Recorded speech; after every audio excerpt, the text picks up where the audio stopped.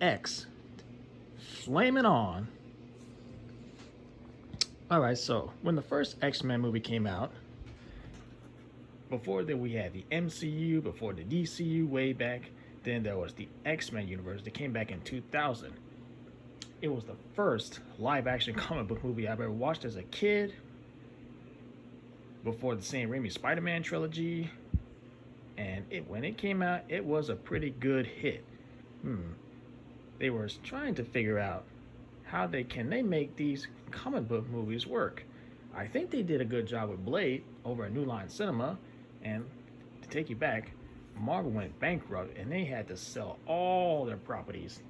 You know, Fox had X-Men and Fantastic Four. New Line, they had Blade. Sony or what was it? Sony had Spider-Man.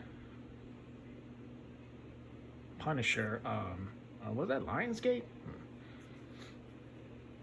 Oh yeah, Daredevil had Foxes. Daredevil was over at Fox as well. But then it went to Netflix, got 3 seasons, they were great, and then they pulled the plug. A sequel was greenlit, X2 United. Perhaps one of the best sequels. I remember when I saw that in theaters with my cousins that year, was it 2003? It was awesome. I couldn't wait to get the DVD. And I was hoping we get a third movie, which we got. X-Men Last Stand. This is definitely the weakest. I wish they had more focus on Jean Grey's personality, because when she sacrificed herself at the end of X2, we knew the Phoenix was coming. But in this movie, they crammed in the cure, the war, and they squeezed Dark Phoenix in here.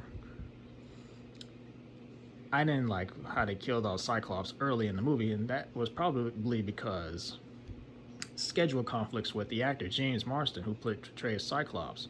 And then he went on to star in Superman Returns, and that was the movie Bryan Singer decided to drop out of this for Superman Returns.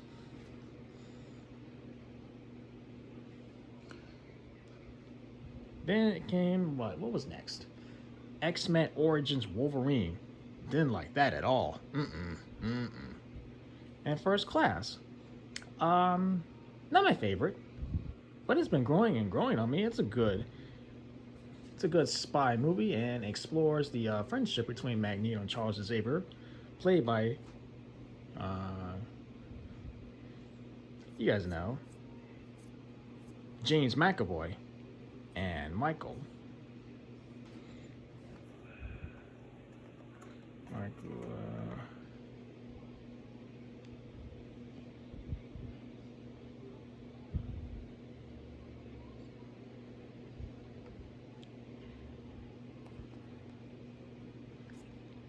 Right here, the young Magneto. Can't keep his name on top of my head. I got it now. Michael Fassbender. He's a great Magneto.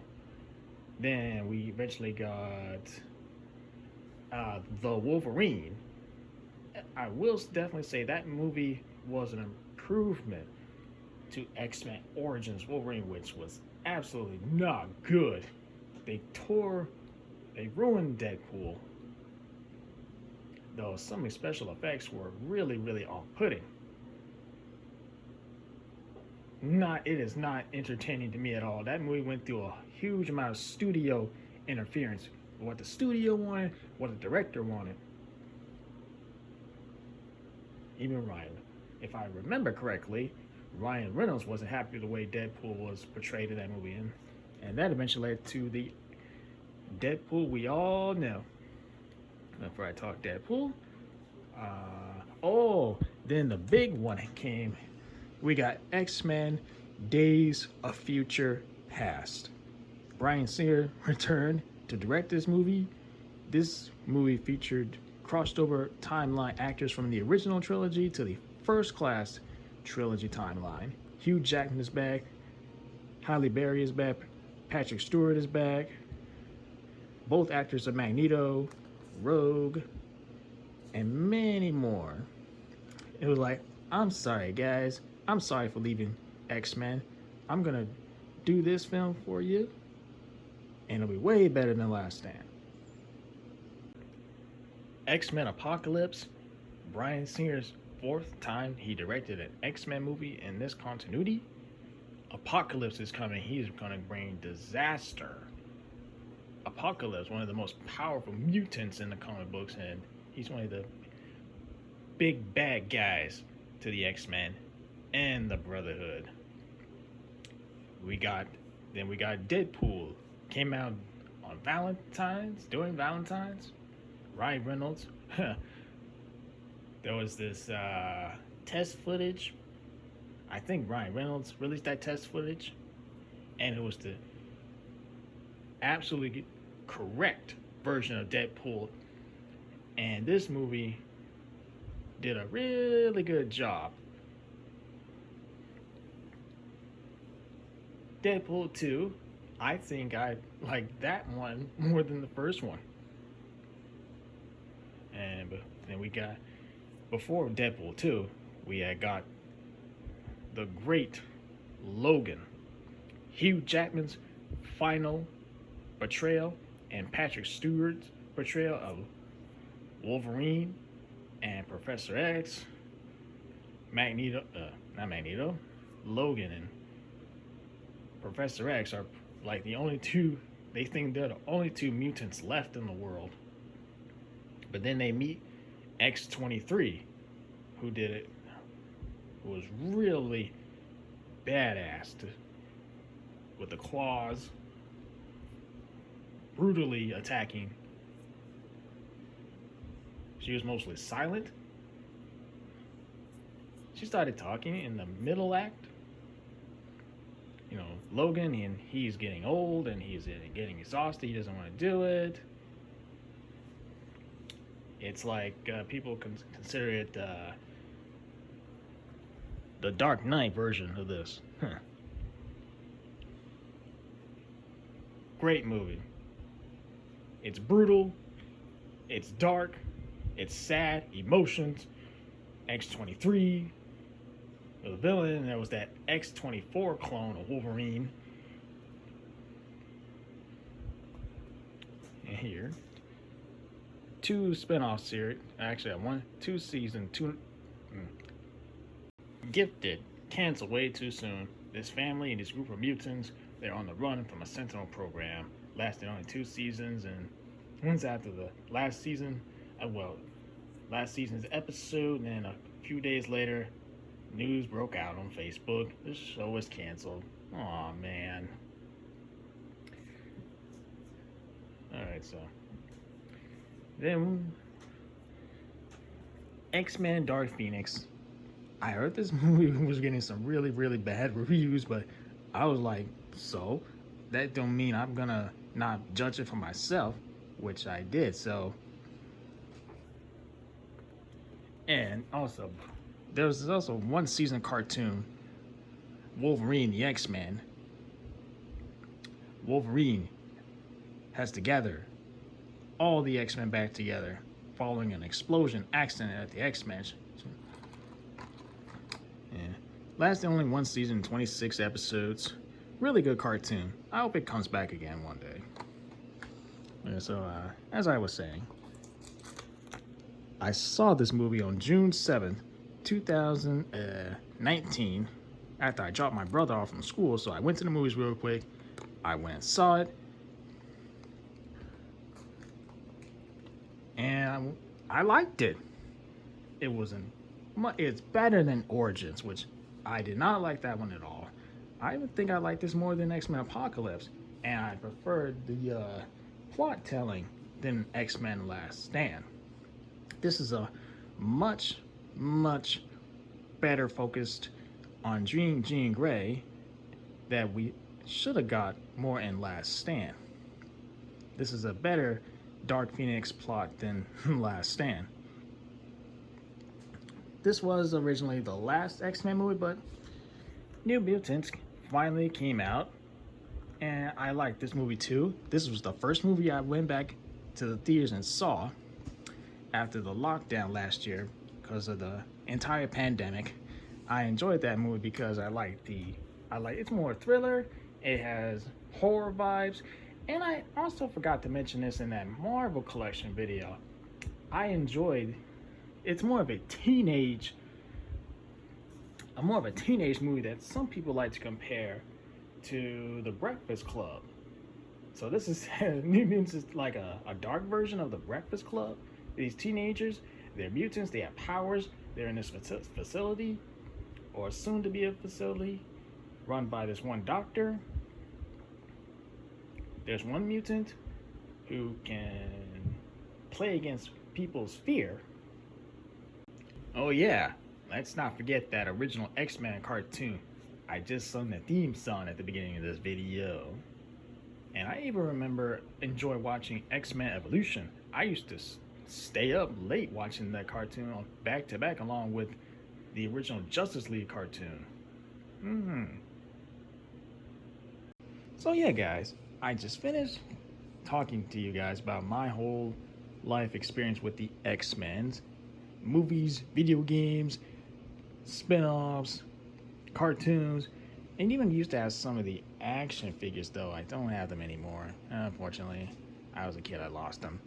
I had Wolverine, I had Cyclops. Those were the two memorable X-Men characters in my opinion I used to have.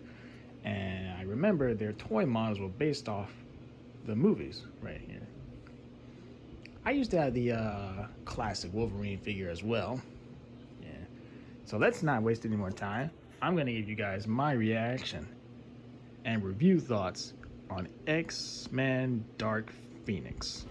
Okay, now I'm ready to play. I got it all set up, ready to play. Oh, and by the way, this is one of the best Blu-ray menu screens ever. I love that theme soundtrack. You probably hear it a little bit. You guys know what I mean? All right, here we go. 3, 2, 1, play. We are here at the moment. The X-Men, they have a briefing. They're going out to space to rescue these astronauts. It's like what you wanted out of the X-Men cartoon from back in the day. This is a pretty good way to open this movie up.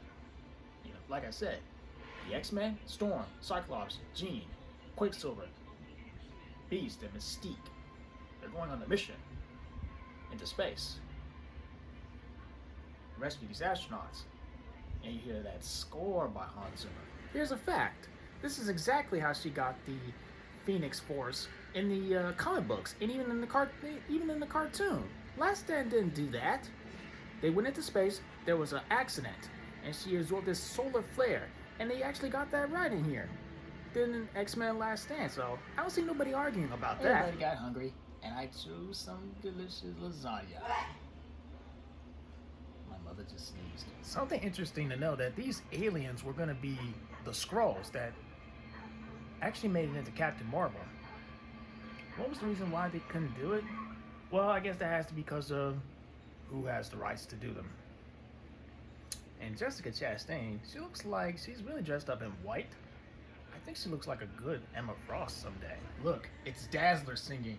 I was shocked to see her. When I saw this in theaters, I couldn't believe we saw Dazzler. First time in live action. Oh, I forgot to mention that there were some considerers that we were gonna get the Shi'ar Empire, some space battles.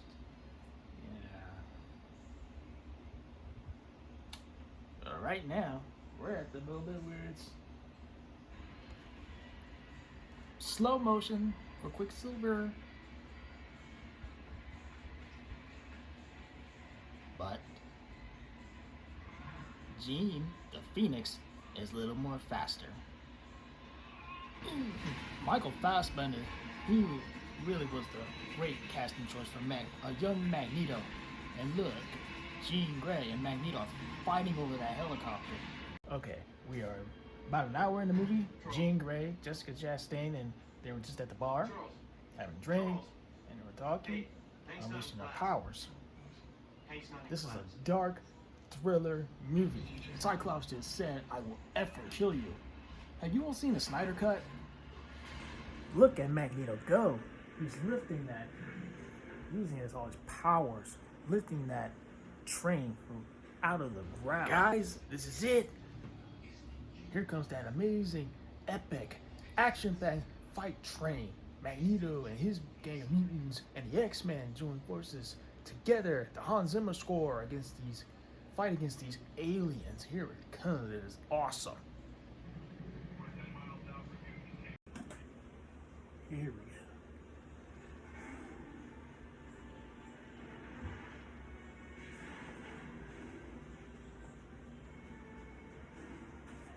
And watch this.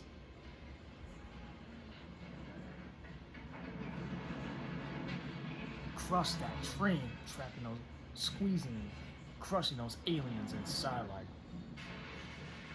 And okay, I don't know, you guys can see that, but look, it's the Phoenix Force. Jean Grey sacrificed herself to stop the aliens from taking control of the power of the Phoenix. And this is the first time we actually do see the Phoenix Force in live action. Well, as we bring this movie into a close, Magneto and Charles have a game of chess for old time's sakes, just like Patrick Stewart and in the old timeline. And we see Jean Grey, the Phoenix Force, flying over peacefully. With all that being said, guys, I'm gonna give X-Men Dark Phoenix a B+. Sophie Turner, Hans Zimmer score, action, dark storytelling. I prefer way more than X-Men and The Last Stand, where there was where they squeezed that in, and other stuff. I am going to give X-Men Dark Phoenix a B+, directed by first-time director Simon Kinberg, he is known for, he is a long-time producer and writer for these X-Men films ever since the beginning. I'm going to give X-Men Dark Phoenix a B+. 4 out of 5 Phoenix out of 5. And my entertainment is an 8.5 out of 10. Alright, so X-Men Dark Phoenix. Have you guys seen this before? What did you think about it? Please let me know down in the comments down below. Let me know what you all think. With all that being said, we're going to bring this video to an end. I will catch you all later. Later days.